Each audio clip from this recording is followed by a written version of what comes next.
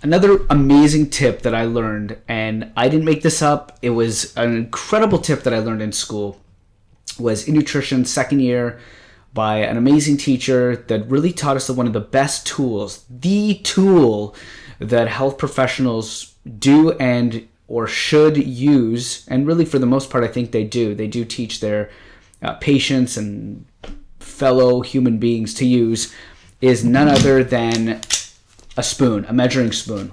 And this is such a useful tool, and I'll explain why most people don't use it and where people fall short in this video. So stay tuned.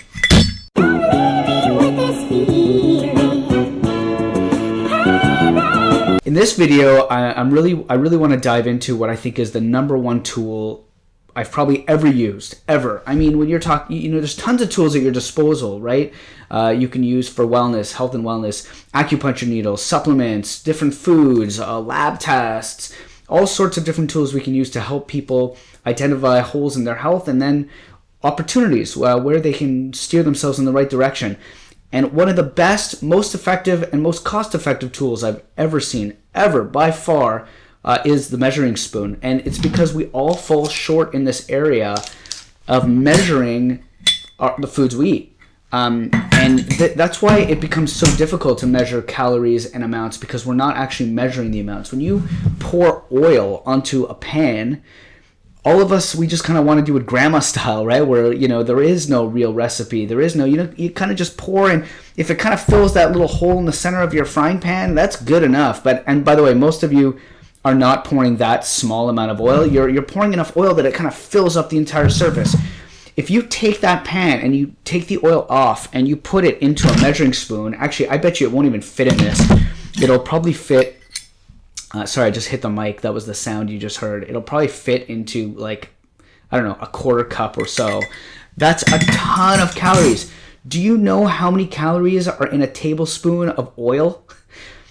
It's 120. It's about 120 calories per tablespoon of any oil, any fat whatsoever, which is a lot. You have to take into consideration if you're putting it in salad dressing, if you're pouring it on a pan, if you're eating it in the chicken fat, for example, when you put those chicken legs in the oven and it has the skin on and there's just this pool of fat left over, you should know that for every tablespoon of that fat, even though it tastes amazing, especially if you put potatoes in there to just kind of drench and soak up the fat, it's like the greatest taste ever.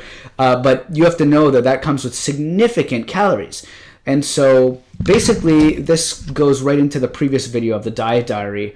When you're writing things down, and you're going to want to write things down, I think it's a great idea, great tool, especially if you haven't done it in a long time, to kind of get a better idea of where you are and whether you are in an area of what you would consider to be moderate or within moderation on certain food items. If you're looking for fats, the best way that you could find out where the fat is coming from, especially if you're cooking at home, is measuring it, measuring the oil, pouring it onto a spoon first. That's 120 calories, and then pouring that on the pan, okay? Don't do it grandma style. Don't just pour it on the pan.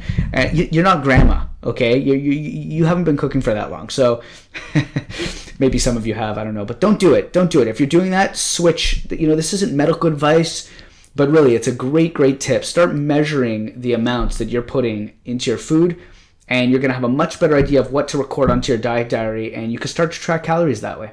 I hope this helps. If you have any questions whatsoever on measurements, calorie amounts, types of fats, anything natural health whatsoever, please email me, Robert@LifelongWell, DM me on Instagram @RobertHorovitz, and comment in the comment section. Give me a thumbs up or a thumbs down.